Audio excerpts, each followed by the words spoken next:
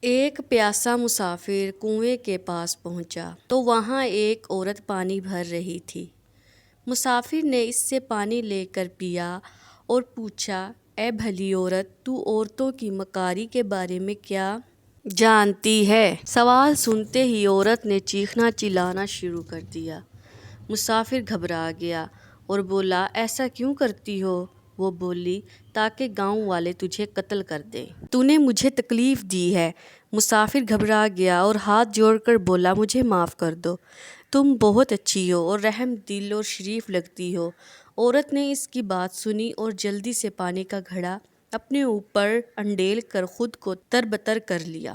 اتنے میں گاؤں والے آ گئے۔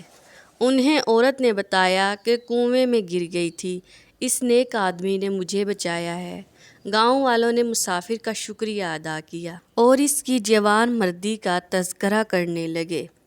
جاتے جاتے اس عورت نے مسافر سے چپکے سے کہا، یاد رکھو، عورت کو تکلیف دو گے وہ تمہارا سکھ چین چھین لے گی، اسے خوش رکھو گے تو تمہیں موت کے منہ سے بھی نکال لائے گی۔